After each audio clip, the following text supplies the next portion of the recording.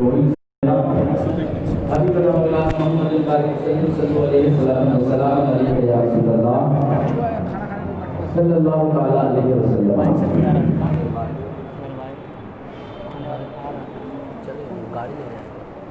میں بھی پڑھتا ہوں، میں پڑھوں ناز کیونکہ اس کانفرنس کا دوسرا نام خلاص نکالنا کریں گے اور اس آزمائش کی کیٹیگری اللہ رب العزت نے قرآن عظیم میں بیان فرمایا۔ پہلی کیٹیگری خوف سے تمہاری آزمائش کریں گے، دوسرا طبقہ، دوسرا مرحلہ بھوک سے تمہاری آزمائش کریں گے، تیسرا مرحلہ تمہارے مال کو فنا کر دیں گے اور اس سے تمہاری آزمائش کریں گے، چوتھا مرحلہ تمہاری جانوں کی قربانی لیں گے، اس سے تمہاری آزمائش کریں گے، اور پانچواں مرحلہ تمہاری جان کے ساتھ ساتھ تمہارے پھلوں کی آزمائش لیں گے۔ جان، انفس، ثمرات اس کے بعد والا لفظ ہے۔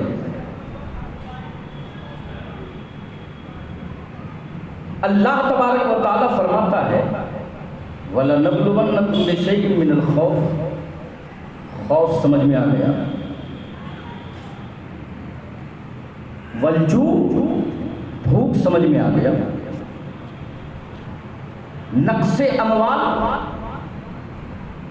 مال کا ختم ہو جانا یہ سمجھ میں آ گیا، والانفس جانوں کی قربانی لیں گے یہ سمجھ میں آ گیا، تم کو جان سے بھی آزمائیں گے یہ سمجھ میں آ گیا۔ ایک لفظ اس میں ایسا آتا ہے وہ ثمرات، ثمرات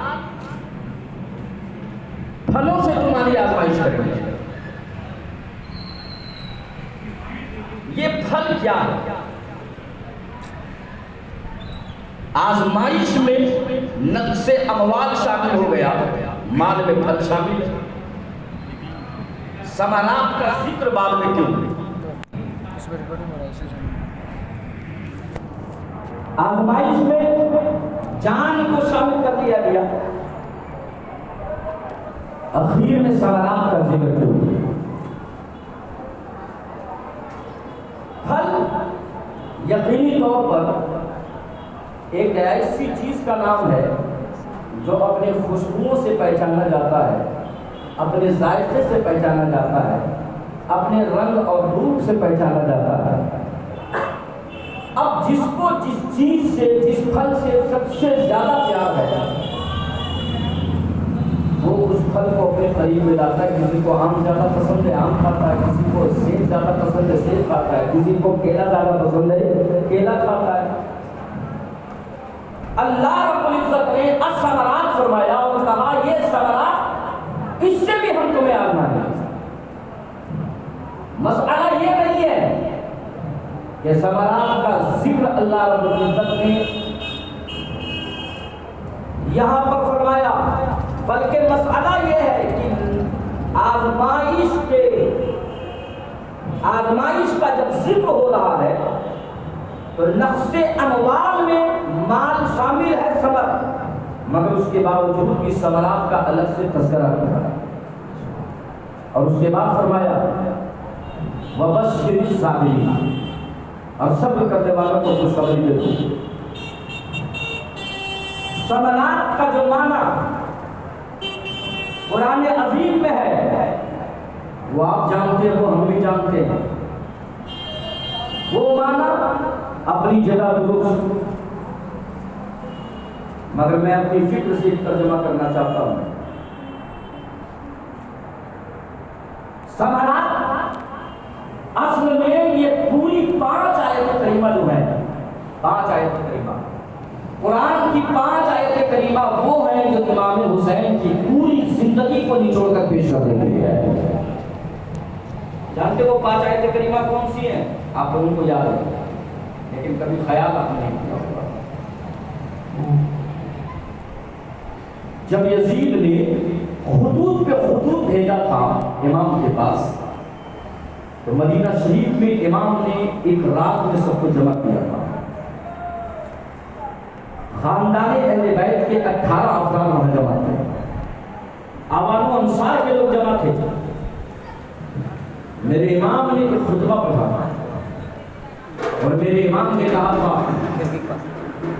یا ایھا الذین آمنوا استعینوا بالصبر والصلاۃ ان اللہ مع الصابرین۔ جب یہ خطبہ کی آیت پڑھی تھی امام نے کہ اے ایمان والو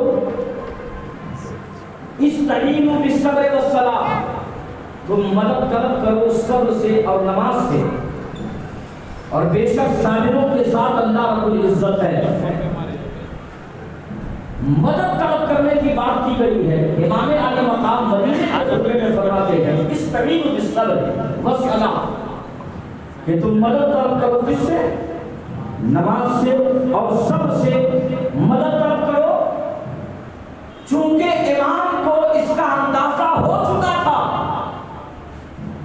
کہ ہم جو ٹیم بنا رہے ہیں، جو خیمہ تیار کر رہے ہیں، ہمارے چاہنے والوں کے جو قافلے تیار ہو رہے ہیں، ان کو پہلے بتا دیا جائے کہ ہم ایسی جگہ پر پڑاؤ کرنے جا رہے ہیں کہ وہاں دنیا کی کوئی سلطنت تمہاری مدد کے لیے نہیں آئے گی، دنیا کی کوئی حکومت تمہاری مدد کے لیے نہیں آئے گی، بس اللہ رب العزت کی، اللہ رب العزت کا ایک عطیہ ہے جس کو تمہاری مدد کے لیے بنائی گئی ہے، وہ عطیہ صرف اور صرف تمہارے لیے نماز ہے اور صبر ہے۔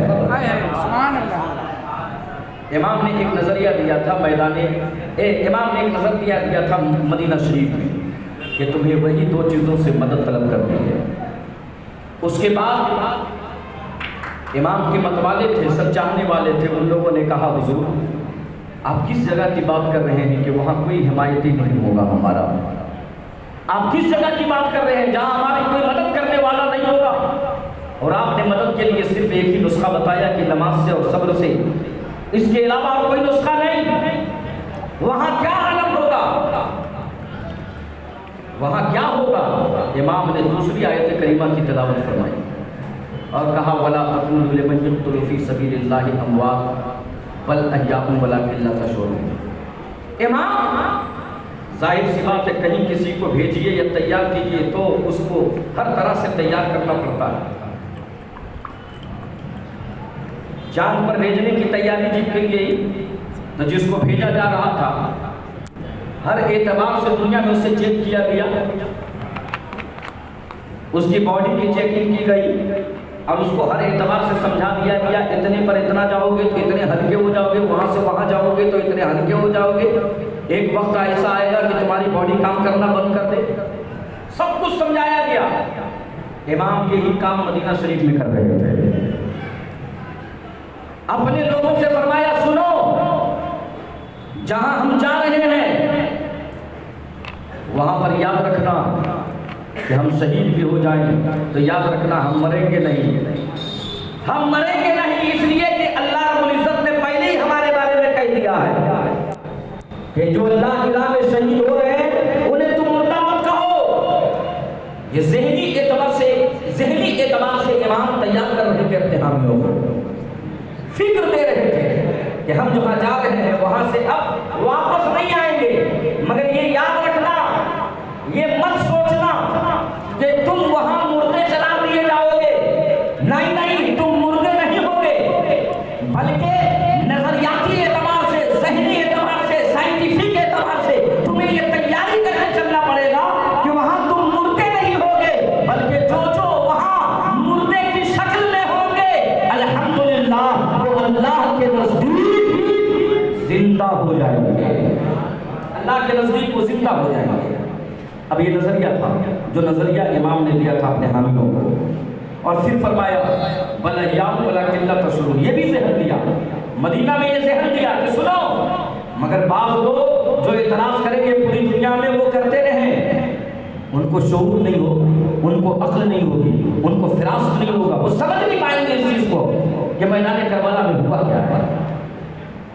اور پھر تیسری آیت کریمہ امام نے تلاوت فرمائی، کہا وَلَنَبْلُوَنَّكُمْ بِشَيْءٍ مِّنَ الْخَوْفِ وَالْجُوعِ وَنَقْصٍ مِّنَ الْأَمْوَالِ وَالْأَنفُسِ وَالثَّمَرَاتِ وَبَشِّرِ الصَّابِرِينَ۔ امام نے کہا سنو، ہم ایسی جگہ پر جا رہے ہیں جہاں ہم پر خوف طاری کیا جائے گا، ہم ایسی جگہ پر جا رہے ہیں جہاں ہم پر بھوک طاری کی جائے گی، ہم ایسی جگہ پر جا رہے ہیں جہاں پر ہمارے مال کو نقصان پہنچایا جائے گا، ہم ایسی جگہ پر جا رہے ہیں جہاں ہم تہے طے کر دیے جائیں گے، ہم ایسی جگہ پر جا رہے ہیں جہاں پر ثمرات کا نقصان ہو جائے گا۔ امام نے ذہنی اعتبار سے ان کو تیار کرنے کی کوشش فرمائی کہ تم سنو کہ وہاں کیا ہونے والا ہے۔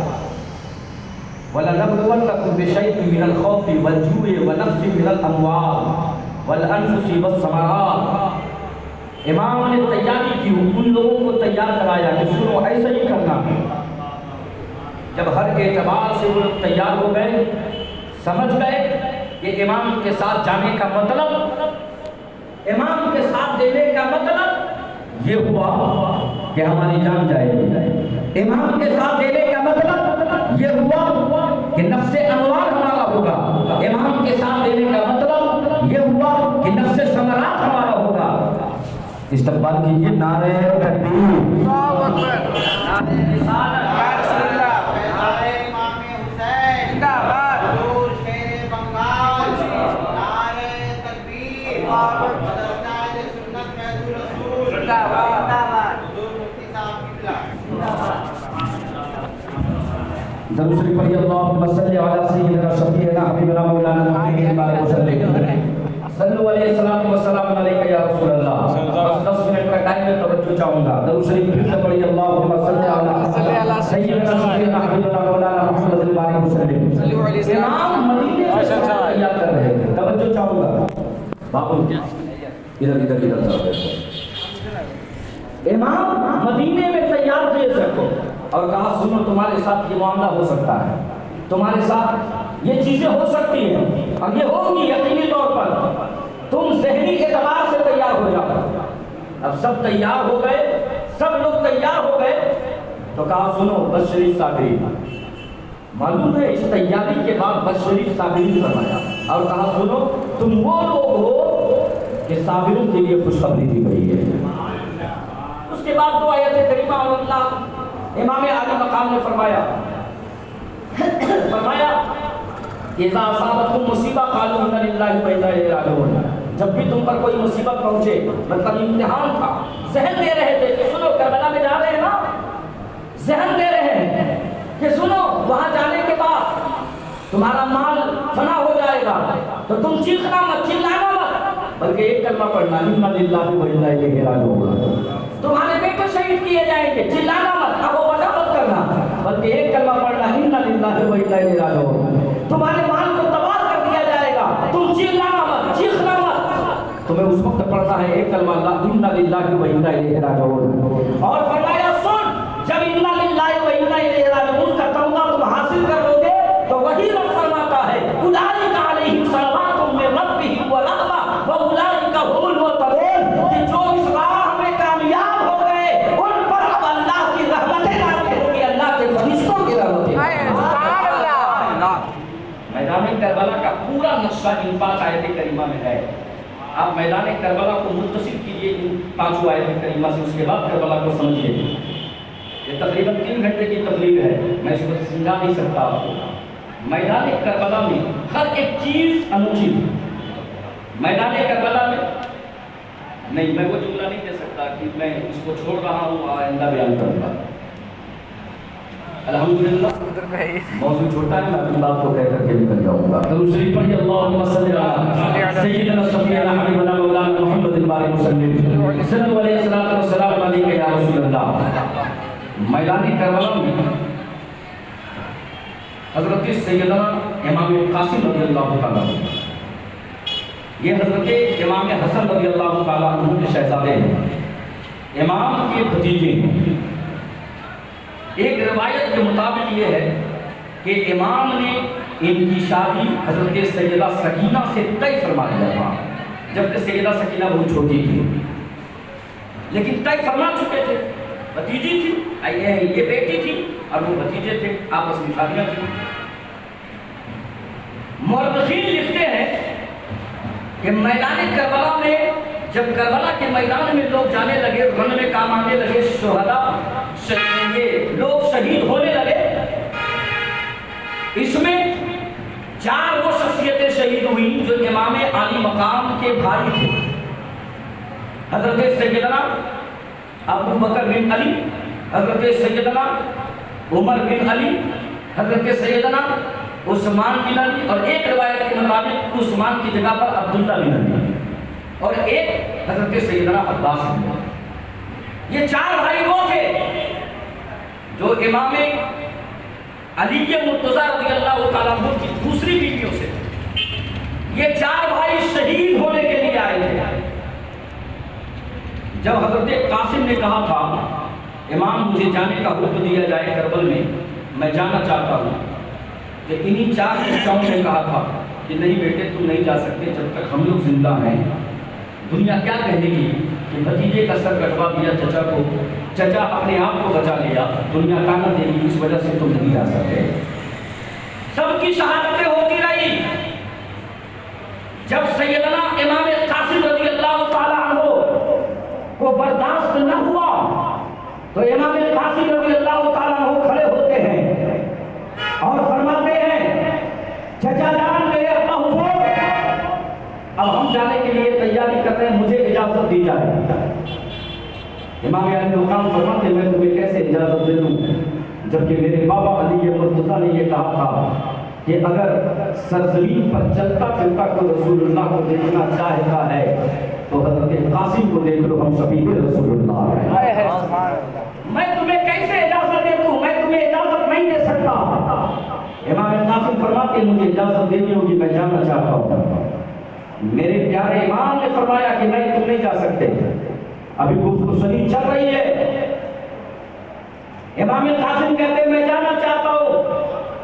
امام قاسم کو روکنے کے لیے امام علی مقام حد درجہ کوشش کرتے ہیں۔ بعض لوگوں نے یہ بھی کہا کہ امام قاسم کو اس لیے حسین روک رہے تھے چونکہ بیٹی سے شادی ہونے والی تھی۔ نعوذ باللہ من ذالک، یہ خیال غلط ہے، یہ ان کے خیالات ہیں، اور وہ کہتے ہیں کہ ان کو اس لیے روکا جا رہا تھا۔ نہیں، اصل میں اس لیے روکا جا رہا تھا کہ امام حسین یہ فرما رہے ہیں کہ مولا علی کرم اللہ وجہ کریم نے فرمایا ہے کہ قاسم کا چہرہ محمد رسول اللہ کے چہرے سے بڑا ملتا جلتا ہے، ہم شبیہ پیغمبر تھے قاسم، اس وجہ سے روکا جا رہا تھا۔ جب بات نہیں بنی، امام قاسم کی بات نہیں بنی اور دیکھے کہ اب بات بننے کا کوئی راستہ نہیں تو حضرت امام قاسم نے کہا حضور آپ اجازت دے تو میں آپ کے سامنے اپنی آستین کو چڑھانا چاہتا ہوں۔ توجہ چاہوں گا، فرمایا آپ اجازت دے تو اپنی آستین کو چڑھانا چاہتا ہوں۔ امام مولا حسین نے کہا کہ بیٹا معاملہ کیا ہے، کیوں تم آستین کو چڑھانا چاہتے ہو؟ فرمایا ہاں میں چڑھانا چاہتا ہوں، تھوڑی اجازت چاہتا ہوں۔ کہا ٹھیک ہے تجھے اجازت ہے اپنی آستین کو چڑھاؤ۔ مولا امام قاسم نے اپنی آستین کو چڑھائی اور چڑھانے کے بعد خوب دور تک لے گئے، اور جب آستین چڑھائی تو امام علی مقام نے ان کے بازو پر ایک تعویذ دیکھا۔ امام قاسم رضی اللہ تعالیٰ عنہ نے اس تعویذ کو اپنے جسم سے جدا کیا اور کہا کہ یہ میں آپ کو دینا چاہتا ہوں تعویذ، یہ تعویذ آپ لے لیں۔ امام علی مقام کو بڑھاتے ہوئے امام قاسم نے کہا یہ تعویذ آپ رکھ لیں۔ امام علی مقام نے وہ تعویذ لیا، کہا بیٹا تم کہنا کیا چاہتے ہو؟ امام علی مقام نے کہا بیٹا تم کہنا کیا چاہتے ہو؟ اللہ اللہ۔ امام قاسم نے فرمایا کہ میرے والد گرامی حضرت حسن مجتبی رضی اللہ تعالیٰ عنہ جب وصال کے قریب تھے تب اس وقت مجھے تعویذ دیے، اور انہوں نے فرمایا تھا کہ بیٹا عظیم وقت جب تمہارے مشکلات حل نہ ہو تو ایسی صورت میں یہ تعویذ کھول کر کے میرے چھوٹے بھائی حضرت حسین کی خدمت میں پیش کر دیتا۔ جب تمہارے مشکلات حل نہ ہو، امام قاسم फरमाते हैं इससे पहले मैं कभी इतनी मुश्किलात में न घिरा था, बहुत ज्यादा मसाइल और आलाम का सामना था। ताबीज़ को खोला, इमाम के हाथ में दिया। इमाम अली मकाम रज़ी अल्लाह ताला अन्हु उस ताबीज़ को खोलते हैं, अब खोलने के बाद उस ताबीज़ को देखते हैं। मेरे दोस्तों मत समझना कि हाफिज़ मुबारक साहब की तरह कोई चरखा होगा उसमें या फिर नक्शे होंगे, नहीं, ये सब कुछ नहीं थे। उसमें एक तहरीर थी, इमाम अली मकाम तहरीर को पढ़ते हैं और रोने लगते हैं। ताबीज़ में तहरीर थी, इमाम ताबीज़ को पढ़ते हैं और रोने लगते हैं। जब उनका रोना गिरियावज़ारी बढ़ जाती है तो हज़रत इमाम कासिम फरमाते हैं, मेरे चचा जान उसमें क्या लिखा है जो आप रो रहे हो? अल्लाह अकबर।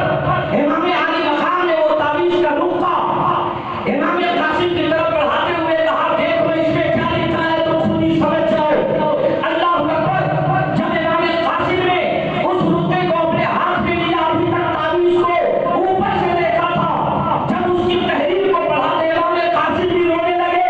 मेरे दोस्त मौजूद साथियों, हसन मुज्तबा पहले शहीद हो चुके थे मगर मैदान करबला की वसीयत कर चुके थे। हसन मुज्तबा ने ताबीज़ में सिर्फ इतना लिखा था, ए मेरे बेटे, मैं तुझसे अभी राजी नहीं हूँ। जब मेरा हुसैन छोटा भाई कल मुश्किलात में घिर जाए तो उस वक्त तुम मेरे छोटे भाई के खैबों में अपनी जान दे देना। उसने मुज्तबा तुमसे राजी होता रहेगा। हसन मुज्तबा तब उनसे राजी होता नजर आएगा। है इमाम कासिम रज़ियल्लाहु ताला अन्हु ने जब वो रुका पढ़ा तो हज़रत सैयदना इमाम अली मकाम रज़ियल्लाहु ताला अन्हु ने फरमाया, बेटा जब वसीयत मेरे बड़े भाई की है तो मैं रोक नहीं सकता।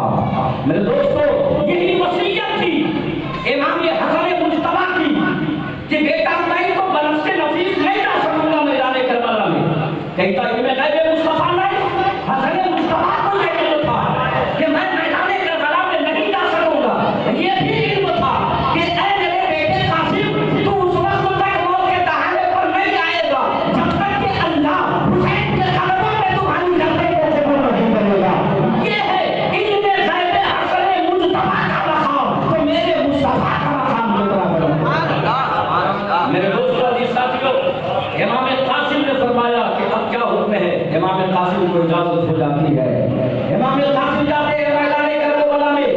आओ तारीख रिवायत करती है 22-23 यजीदियों को आपने तय किया और जब तय करते करते करते करते बहुत ज्यादा थकान महसूस हुई, बहुत ज्यादा आप निढाल हो गए तो अपने घोड़े का रुख मोड़ा। रुख मोड़ने के बाद सीधे खेमे हुसैनी की तरफ आते हैं और खेमे हुसैनी की तरफ आया तो इमाम आपका इंतजार फरमाते हैं, बोलते हैं बेटा क्या मामला है, तू इधर खेमे की तरफ क्यों वापस आ गया? हज़रत इमाम कासिम फरमाते हैं, मेरे चचा जान मैं इसलिए वापस नहीं आया कि मैं अपनी जान बचा लूं। मेरे अब्बा हुसैन, मेरे चचा जान, मैं आपको बताने के लिए आया हूँ, यजीदी सब के सब मुश्किल नजर आते हैं। ये तो 3 दिन के प्यासे बेटे से जब कुव्वत ताकत और मुजाहिरे की बात आई तो ये पत्तों की तरह कटते नजर आते हैं। मेरे अब्बा हुसैन ये मुश्किल नजर आते हैं। कसम खुदा की कासिम इब्ने हसन ये अकेला यजीद के 22,000 लश्कर पर काफी पड़ सकता है।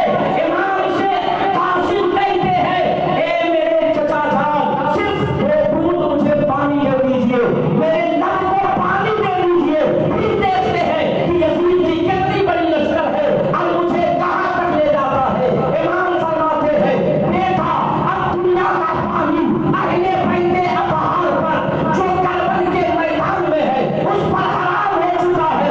अब दुनिया के पानी से अपना चेहरा फेर ले, इसलिए कि तुम्हारा पानी अब दुनिया का पानी नहीं बल्कि तुम शहीद हो जाओगे तो मुस्तफा जन्नत का जाओगे, दोस्त तुझे पिलाने के लिए पड़ेगा। कहते खूब पानी मिल जाए कि मैं इसको समझ लो।